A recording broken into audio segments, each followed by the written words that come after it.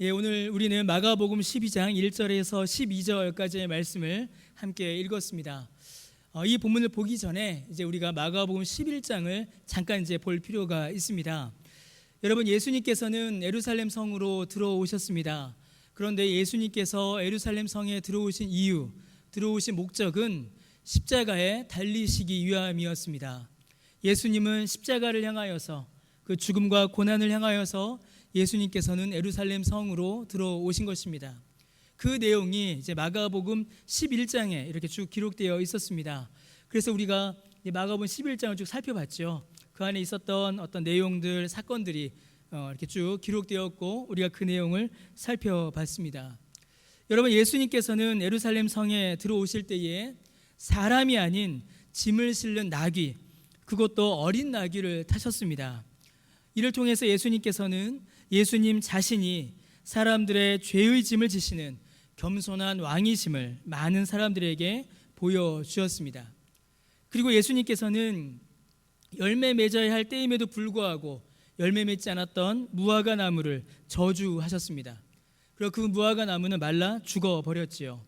더하여 예수님은 그 무화과 나무처럼 열매 맺지 못하였던 그 무화과 나무와 같았던 그 성전을 또한 예수님께서는 강하게 책망하셨습니다.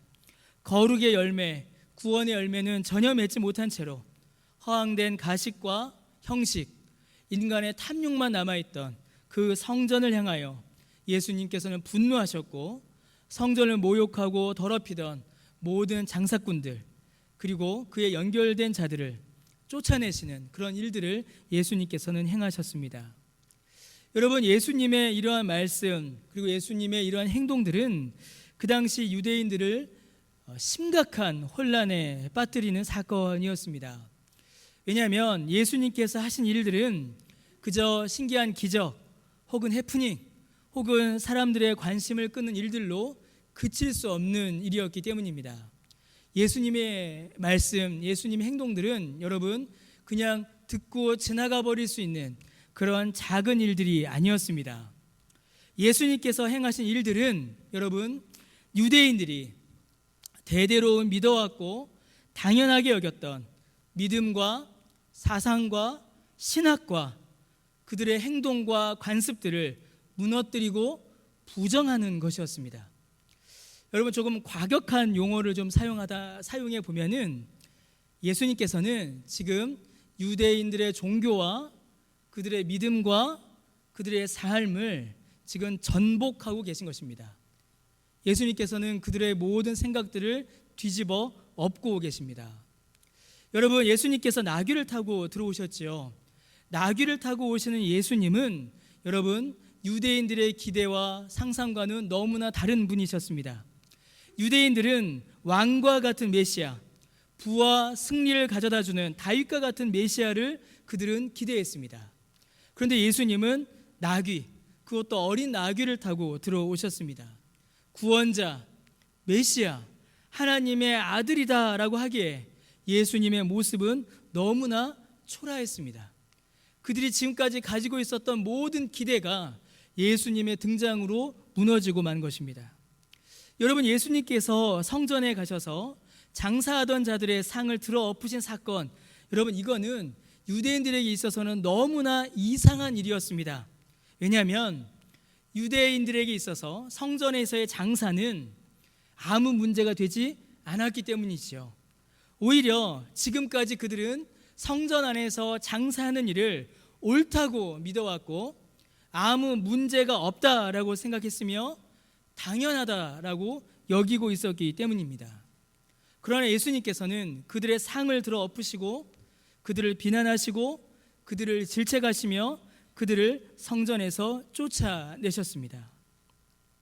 여러분, 유대인들이 지금까지 가지고 있었던 생각들, 그들이 당연하게 했던 일들, 심지어 그들이 옳다라고 여겼던 그 모든 말과 생각과 관습들을 예수님께서는 지금 전부 부정하고 계신 것입니다. 다 쫓아내고 계신 것이고 다 무너뜨리신 것이며 다 부정하신 것입니다. 여러분, 이러한 일들이 일어날 때에 유대인들, 특히 대제사장들, 서기관들, 장로들, 유대의 영적 지도자들은 여러분 당황할 수밖에 없었습니다. 그들이 믿어왔고 그들이 해왔고 그들이 가르쳐왔던 모든 것들이 부정됐기 때문입니다. 당황하고 놀란 그들은 예수님께 질문할 수밖에 없었습니다. 그 질문이 바로 11장 28절에 나옵니다. 도대체 당신은 무슨 권위로 이런 일을 하느냐? 그렇게 그들은 질문할 수밖에 없었습니다. 누가 이런 일을 할 수 있는 권위를 당신에게 주었느냐? 당신이 누구이기에, 당신이 무슨 권위가 있기에 우리가 지금까지 믿어왔던 것, 우리가 지금까지 해왔던 것, 우리가 지금까지 옳다라고 여겼던 그 모든 일들을 다 부정하고 들어 엎느냐? 당신의 권위가 대제사장의 권위보다 높으냐? 당신의 권위가 서기관의 권위보다 높으냐? 당신의 권위가 우리 조상들의 권위보다 높으냐? 그렇게 예수님께 질문하고 있는 것입니다. 그들의 혼란, 그들의 어려움, 그들의 당황이 예수님을 향한 질문으로 나타나고 있는 것이죠. 여러분, 예수님께서는 그들의 질문에 답해 주십니다. 그 답이 무엇이냐면 오늘 우리가 읽은 본문 마가복음 12장 1절에서 12절까지가 바로 그 질문에 대한 답입니다. 당신은 무슨 권위로 이 일을 하느냐라는 그 질문에 예수님께서는 예수님의 권위가 무엇인지를 지금 그들에게 알려주신 것입니다. 여러분, 오늘 우리가 함께 읽은 본문은 쉽고 명료한 비유입니다. 이해하는데 사실 전혀 어려움이 없습니다. 여러분, 본문에 나오는 포도원, 이 포도원은 이스라엘, 곧 하나님의 백성들을 가리킵니다. 그래서 구약 성경에서도 이스라엘을 가리켜서 포도원 혹은 무화과 나무 이렇게 비유하죠. 그래서 포도원은 이스라엘을 가리킵니다. 포도원의 주인은 누굴까요? 포도원의 주인은 하나님이십니다. 하나님이 포도원의 주인이시지요. 농부들은 누구일까요? 이 주인에게 세를 받아서 이 포도원을 경작한 이 농부들, 나중에 아들을 죽인 이 나쁜 농부들, 이 농부들은 누굴까요? 이스라엘의 종교 지도자들입니다. 그래서 어떤 일이 벌어지나요? 여러분, 12절 말씀해 보니까 이 비유를 알아들은 이 유대의 종교 지도자들이 예수님을 잡으려고 이렇게 시도합니다. 이 종들, 이 나쁜 종들, 나쁜 농부들은 바로 이스라엘의 종교 지도자들입니다. 하나님의 밭, 곧 이스라엘을 잘 돌보고 하나님의 말씀으로 양육하여서 하나님이 기뻐하시는 열매를 거두는 일, 이 일을 감당할 사람들이지요. 말씀을 가르치고 제사를 이끄는 제사장, 서기관, 장로, 바리새인들을 아마 가리키는 그런 비유입니다. 지금으로 치면 누굴까요? 지금으로 치면 목사, 장로, 교회 중직자, 사역자들을 아마 가리키는 표현일 것입니다. 여러분, 하나님께서 하나님의 포도원인 이스라엘을 사람들, 그 농부들의 손에 맡기셨습니다.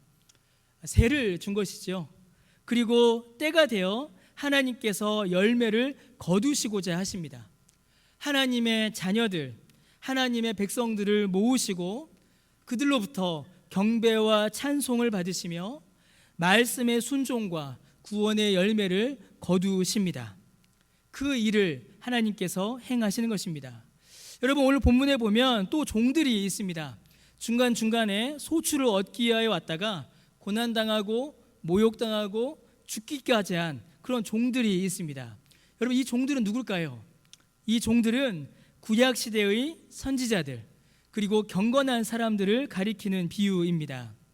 여러분, 이스라엘의 역사를 살펴보게 되면 역사의 중간중간에 하나님의 뜻을 전하고 하나님께서 원하시는 믿음의 열매를 이스라엘에게 요구한 자들이 있었습니다. 그러나 그들은 죽임을 당하였고 모욕을 당하였고 이스라엘에서 쫓겨나는 일들이 계속 반복되었죠. 구약에 있었던 많은 선지자들 그리고 경건한 자들이 그러한 대접을 받았습니다. 여러분, 그 일의 마지막 종이 여러분 누굴까요? 그 일의 마지막 종이 바로 세례 요한입니다. 세례 요한이 이 마지막 종으로서 이스라엘에게 회개를 요구하고 믿음의 열매를 요구했다가 결국 죽임을 당했죠. 이렇게 하나씩 비유가 이렇게 쉽게 이해가 될 수 있습니다. 이제 마지막 인물이 하나 남았습니다. 가장 중요한 인물이 남았죠. 여러분, 누가 남았죠? 주인의 아들이 남았습니다. 주인의 아들. 종들이 다 죽어버리니까 주인이 이제 그 아들을 보냅니다. 여러분, 이 아들은 누구를 가리킬까요? 예수님을 가리킵니다. 이 아들은 바로 예수님 자신을 가리킵니다. 여러분, 이렇게 하나씩 이 비유를 연결해 보면 이 비유가 말씀하시는 바가 결코 가볍지 않음을 우리가 쉽게 알 수 있습니다. 종들을 보내도 합당한 열매를 주인에게 돌리지 않았습니다. 그러자 주인은 자기 아들을 직접 보냅니다. 여러분, 아들이 갔다라는 말은 아버지가 왔다라는 말과 사실은 같은 말입니다.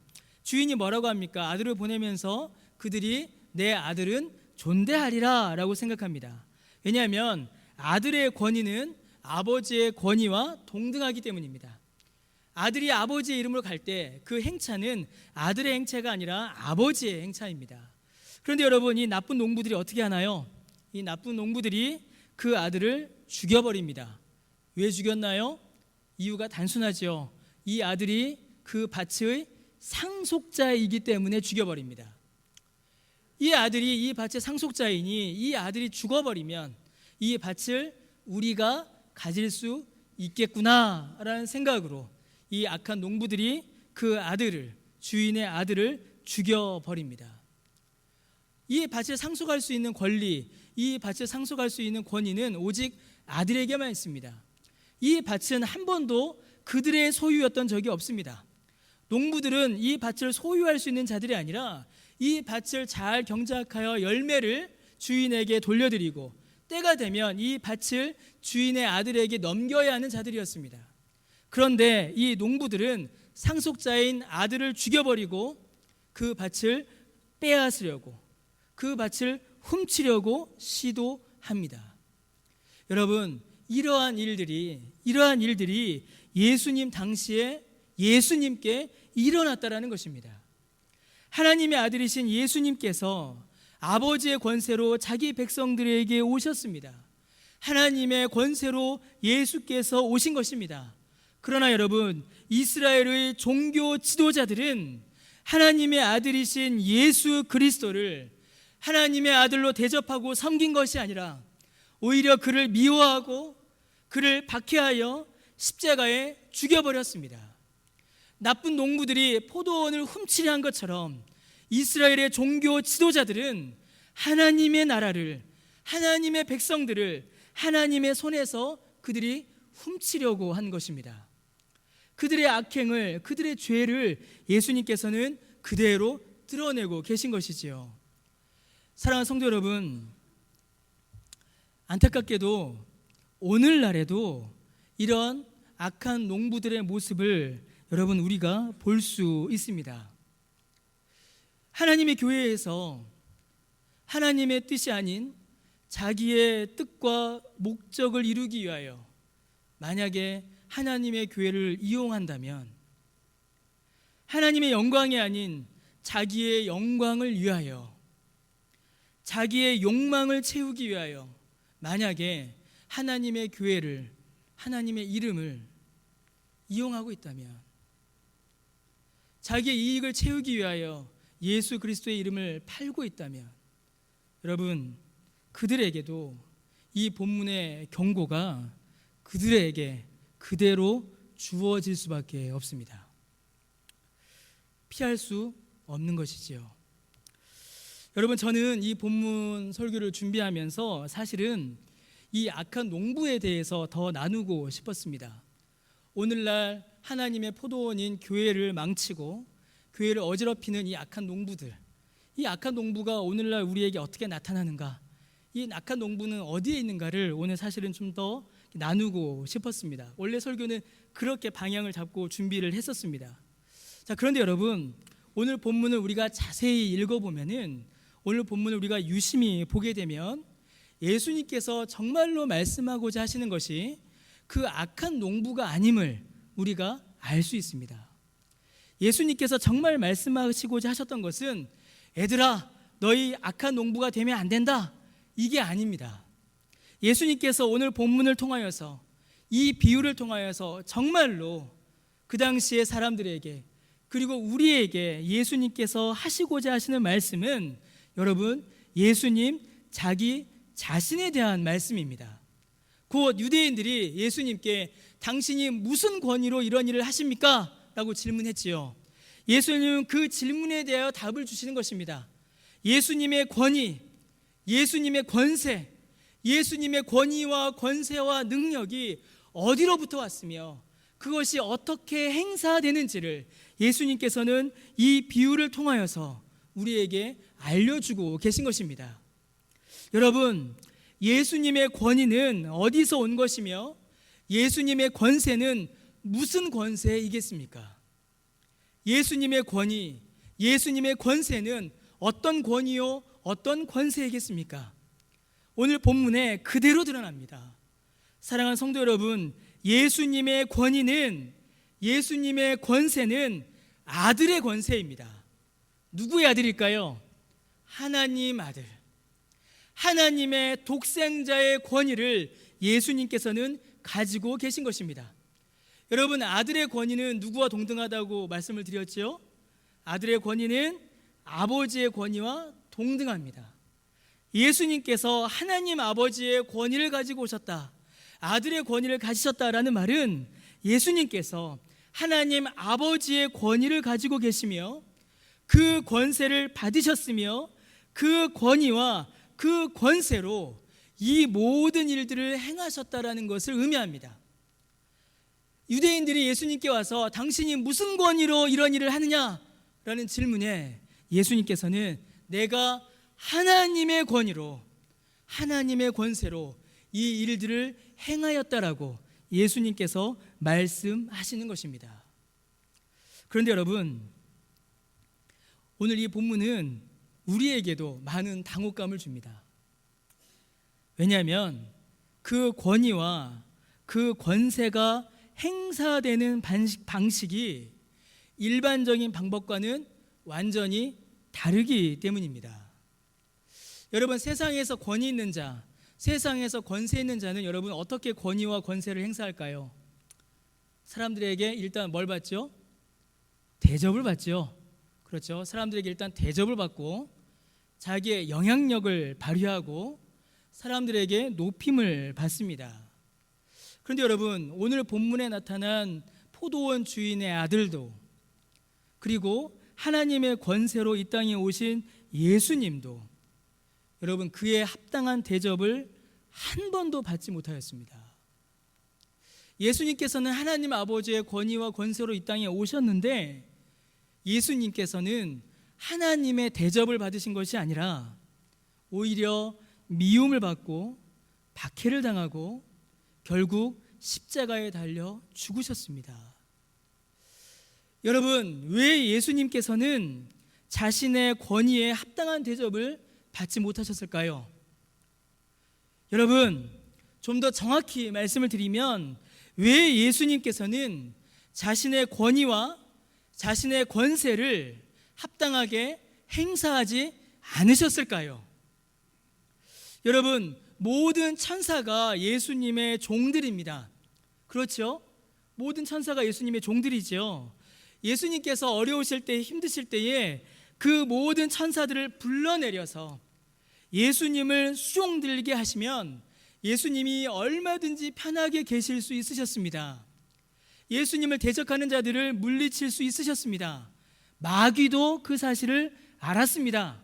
그런데 예수님께서는 그렇게 하지 않으셨습니다. 천사를 부릴 수 있는 예수님의 권세를 예수님은 행사하지 않으시고 줄이시고 목마르시고 지치시고 피곤하시고 고초를 당하셨습니다. 여러분, 하늘도 땅도 바다도 모든 것이 다 예수님의 소유이고 예수님의 명령에 복종합니다. 그래서 어떤 일이 벌어졌죠? 예수님께서 타고 가시던 배가 뒤집어질 정도로 풍랑이 일어나자 예수님께서 잠잠하라 라고 하니까 그 바다도 잠잠해졌습니다. 온 우주에 존재하는 모든 피조물이 전부 예수님 겁니다. 전부 다 예수님의 것이고 예수님의 말씀에 모든 피조물이 복종합니다. 그런데 예수님께서는 그 권리를 행사하지 않으십니다. 모든 것이 다 예수님 건데 예수님께서는 집도 없이 다니시고 길거리에서 쉬시고 배 위에서 주무셨습니다. 여러분, 예수님께는 하나님의 권위가 있으십니다. 하늘에서 12영이 넘는 천군 천사를 하늘에서 불러내려서 모든 원수들을 순식간에 다 쓸어버리실 수 있으셨습니다. 그 능력과 그 권세와 그 권위가 예수님께 있었습니다. 그런데 예수님께서는 묵묵히 군인들의 포승줄에 묶이셨고, 군인들에게 끌려가셨고, 채찍에 맞으셨고, 침뱉음을 당하셨고,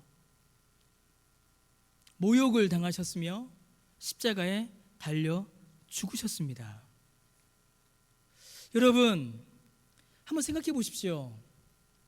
신의 권세, 신의 권위가 있는데 왜 이렇게 예수님은 당하셔야만 했을까요? 왜 창조주이신 그가 피조물들에게 굴복하셔야 했을까요?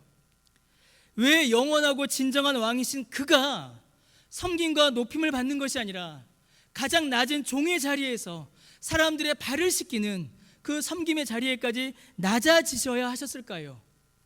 여러분, 왜 하나님이신 그가, 아무 죄 없으신 그가 사람과 같이 되셔서 죄의 결과인 고통과 죽음을 당하셔야 했을까요? 여러분, 왜 예수님은 아무 권위 없는 자처럼 낮아지시고 왜 예수님은 아무 권세 없는 자처럼 약해지셔야 했을까요? 왜 예수님 이렇게 하셔야 했습니까? 왜냐하면 예수님의 권위와 권세는 사람들에게 대접을 받음으로 나타나는 것이 아니기 때문입니다. 예수님의 권세는 사람들에게서 인정받고 사람들 안에서 높아지고 사람들에게 위력을 발휘함으로 나타나는 것이 아니기 때문입니다. 여러분, 예수님의 권위, 그 아들의 권세는 세상과는 다른 전혀 새로운 방식으로 나타납니다. 어떻게 나타날까요? 사람들에게서는 버려지지만 하나님 아버지께서는 높이시는 방식으로 그 권위와 그 권세가 나타납니다. 여러분, 10절과 11절의 말씀이 바로 예수님의 권위에 대한 말씀입니다. 여러분, 예수님의 권위는 건축자들이 버린 쓸모없는 돌멩이처럼 사람들에게 버려짐으로 발휘됩니다. 여러분, 세상의 권위는 다르지요. 세상의 권위는 사람들에게 버림을 받음으로 드러나는 것이 아니라 사람들에게 인정을 받음으로 나타납니다. 그런데 예수님의 권위는, 예수님의 권세는 사람들이 미워하고 사람들이 거부하고 사람들에게 버림받을 때에 그 권세가 나타납니다. 여러분, 예수님의 권세는 사람들의 인기와 존경과 인정으로 높아지는 것이 아닙니다. 세상 사람들은 사람들에게 인정받고 존경받고 인기를 얻을 때에 높아지지요. 그러나 예수님의 권위는 그렇게 높아지는 것이 아닙니다. 예수님은 하나님께서 직접 높이십니다. 하나님의 뜻 안에서 높아지는 것이며 하나님의 뜻이 이루어짐으로 하나님의 계획이 실현됨으로 예수님의 권위와 예수님의 권세는 높아집니다. 여러분, 그러면 도대체 이 권위와 이 권세의 이름이 과연 무엇이겠습니까? 사람들에게는 버림을 받음으로 얻는, 하나님께서 직접 높여주시는, 하나님의 뜻이 이루어지고 하나님의 계획이 이루어지며 하나님의 나라가 임함으로 이루어지는, 그렇게 높여지고 그렇게 나타나는 예수님의 권위, 예수님의 권세, 여러분, 그것의 이름이 무엇이겠습니까? 여러분, 바로 십자가입니다. 이 십자가가 예수님의 권위이며 예수님의 권세입니다. 예수님의 권위와 권세의 절정은 여러분, 높은 보좌가 아니라, 화려한 건물이 아니라 바로 이 십자가입니다. 왜 그럴까요? 예수님의 권위와 예수님의 권세는 우리를 구원하기 위한 하나님의 사랑이기 때문입니다. 우리를 건지기 위한 하나님의 사랑이 예수님의 권위와 예수님의 권세이기에 바로 이 십자가가 예수님의 권세의 이름인 것입니다. 여러분, 예수님께서는 죄인의 죄를 감당하시기 위하여 죄인의 자리에까지 낮아지셔야 했습니다. 죽음의 자리에까지 낮아지심으로 우리와 같이 되셨습니다. 그리고 그 죄인을 살리시기 위하여, 그 죄인에게 영원한 영생을 주시기 위하여 하나님께서 예수님을 영광 안에서 부활시키셨습니다. 하나님의 능력으로 하나님의 영광의 자리로 높아지신 것입니다. 사람의 죄를 감당하시기 위하여 예수님께서는 사람들에게 버림을 받으셨고, 우리에게 구원과 영생을 주시려고 하나님께서는 예수님을 가장 높은 자리로 올리신 것입니다. 사람들에게 버림받은 바 된 그 돌멩이가 하나님께서 높이 올리신 모퉁이 돌, 머릿돌이 된 것입니다. 여러분, 이것이 예수님의 권세이고 이것이 예수님의 권위이며, 여러분, 이것이 기독교 복음의 능력입니다. 사랑하는 성도 여러분, 기독교 신앙, 우리가 믿는 이 기독교 신앙, 그리고 우리가 다니는 이 교회, 여러분, 이 교회의 권위와 권세가 여러분 어디에 있고 무엇이라고 생각하십니까? 여러분, 이제 설교를 이제 계속 들으신 분들은 이제 아시겠지만은 이제 마가복음 설교를 하면서 계속 우리는 한 가지 질문을 합니다. 작년에는 복음이었죠. 복음이 무엇인가를 제가 1년 동안 설교한 거고요. 우리가 마가복음을 보면서는 기독교란 무엇인가를 제가 계속 설교하고 있는 겁니다. 기독교란 무엇인가? 기독교의 능력은 무엇이고, 기독교의 권세는 무엇이고, 기독교의 위치는 무엇이고, 기독교의 열매는 무엇이고, 그 설교를 제가 계속 말씀을 통해 나누고 있는 겁니다. 여러분, 기독교의 권위, 기독교의 권세는 여러분 어디에 있겠습니까? 여러분 어디에 있다고 생각하십니까? 여러분, 높아지는 것, 더 많이 가지는 것, 내가 원하는 일이 이루어지는 것, 여러분 혹시 거기에 기독교의 권세가 있다고 생각하십니까? 여러분, 믿음의 권세가 거기에 있다고 생각하십니까? 만약에 그것이 더 많이 가지고 더 높아지고 더 힘을 발휘하고 내가 원하는 일이 이루어지는 것에 기독교의 권세가 있다면, 여러분, 우리는 본문에 나타난 이 악한 농부들처럼 되고 맙니다. 이 악한 농부들 보십시오. 그들은 권세가 소유에 있다고 생각했습니다. 그들은 권세가 그들이 가진 재산에 있다고 생각했습니다. 그러니 그들은 그 아들마저도 죽여버렸습니다. 여러분, 혹시 기독교의 권위가, 기독교의 권세가 신비한 능력에 있다라고 혹시 생각하십니까? 귀신 쫓아내고 환상 보고 기적을 행하고 신비한 능력을 발휘하고, 여러분 여기에 기독교의 권세, 기독교의 능력이 있다라고 생각하십니까? 아닙니다. 그렇지 않습니다.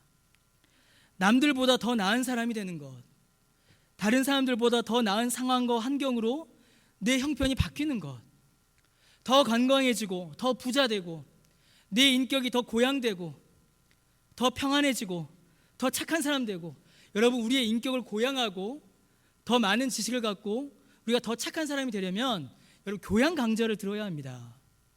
설교가 아니에요. 그건 설교의 목적이 아닙니다. 물론 우리가 예수님을 믿고 믿음 생활을 하다 보면 그런 유익을 우리가 얻을 수도 있습니다. 그러나 그것 자체가 우리의 믿음의 권위도 아니고 목적도 아니고 궁극적인 유익도 아닙니다. 거기에 기독교의 권세가 있지 않습니다. 여러분, 기독교의 권세, 기독교의 권위는 나에게 있지 않습니다. 내가 얻는 그 무엇, 내가 변하는 내 모습, 거기에 기독교의 권세와 능력이 있는 게 아닙니다. 기독교의 권세, 기독교의 권위는 여러분 예수 그리스도입니다. 예수 그리스도가 기독교의 권세이고 권위이고 능력입니다. 여러분, 예수 그리스도는 낮아지심으로 그 아들의 권세를 행사하셨습니다. 그렇다면 교회의 권세, 그리스도인의 권세는 어디에 있겠습니까? 예수님처럼 낮아지는 데에 있습니다. 높아지는 것이 아니라 낮아짐으로 섬기는 데에 천하보다 귀한 한 영혼을 구원하는 그 구원의 역사가 교회의 권세인 것입니다. 여러분, 예수님께서 부활하심으로 그 아들의 권위를 보이셨습니다. 그렇다면 교회의 권위가 어디에 있겠습니까? 교회의 권위도 예수님처럼 부활과 영생의 복음을 증거하고 그 능력을 맛보는 데에 있습니다. 복음이, 진리의 선포가 교회의 권위인 것입니다. 높아지는 것이 아니라 낮아지는 것이, 대접을 받는 것이 아니라 섬기는 것이 교회의 권세이고 교회의 권위입니다. 놀라운 능력을 발휘하고 세상에서 영향력을 발휘하는 것이 아니라 나를 구원하시는 그 생명의 복음을, 진리의 말씀을 선포하는 것이 교회의 권세이고 교회의 권위인 것입니다. 여러분, 이 일들이 어떻게 나타날까요? 사람 앞에서는 낮아지는 것입니다. 그리고 하나님 앞에서는 높아지는 것입니다. 사람 앞에서 낮아질 때에 하나님께서 높이십니다. 살리기 위하여 십자가에서 죽고 부활하기 위하여 무덤에 들어가는 것, 여러분, 그것이 바로 기독교의 권세요 권위인 것입니다. 여러분, 이 권세와 이 권위를 가진다면, 이 능력을 소유한다면 여러분, 우리가 어떻게 살아갈 수 있을까요? 여러분, 우리의 삶이 어떻게 바뀔까요? 참으로 권세 있는 삶으로 바뀝니다. 참으로 권위 있는 삶으로 바뀝니다. 어떻게 바뀔까요? 가난해도 예수님으로 인해서 부요해지는 것입니다. 약해도 예수님으로 인하여서 강해지는 것입니다. 건축자의 버린 돌처럼 세상에서 버림받고 미움받고 박해받아도 그 버린 돌이 모퉁이의 머릿돌이 되었듯이, 예수님께서 부활하심으로 영광의 자리에 오르셨듯이 주님의 교회도, 주님의 백성들도, 예수님을 믿는 우리도 영광과 승리의 자리로 높아지는 것입니다. 예수님 안에서, 예수님으로 말미암아 능력을, 영광을, 권세를, 생명을, 참된 복을 누리는 것입니다. 여러분, 이게 기독교의 권세입니다. 이게 기독교의 권위입니다. 이게 기독교의 능력입니다. 가난 다 사라지고 다 부자 되는 거, 이게 아니라 가난해도 예수의 이름으로 가난을 견뎌내며 예수의 이름으로 부요해지는 것. 아파도 내 질병 다 사라지는 것이 아니라, 아파도 고통스러워도 예수의 이름으로 예수 붙잡고 그 고통의 길을 걸어가는 것, 그리하여 그 영광의 승리를 바라보며 맛보는 것. 낮아져도, 비참해져도, 고통스러워도, 건축자의 버린 돌처럼 길거리에 버림받아도 예수로 인하여서 높아지는 것, 예수 안에서 영광을 맛보는 것, 예수 안에서 생명을 누리는 것. 여러분, 그것이 기독교의 복음이고, 그것이 기독교의 권위이고, 그것이 기독교의 권세인 것입니다. 그러니 어떻게 될까요? 가장 낮은 자도 가장 높아질 수 있는 것입니다. 가장 약한 자도 가장 강해질 수 있는 것입니다. 가장 가난한 자도 가장 부유해질 수 있는 것입니다. 세상의 모든 가치가 뒤집어지는 것이지요. 사랑하는 성도 여러분, 참으로 여러분들이 능력 있는 그리스도인, 권세 있는 그리스도인 되시기를 주님의 이름으로 간절히 축원합니다. 복음의 권위를 누리시는 저와 여러분 되시길 바랍니다. 예수 그리스도 안에서 그 영광의 권세와 권위와 능력을 맛보시며 그 영광 안에 거하시는, 그 믿음의 능력으로 우리 앞에 놓여져 있는 믿음의 삶을 살아가시는 저와 여러분 되시기를 주님의 이름으로 간절히 축원합니다. 우리 함께 찬송하겠습니다.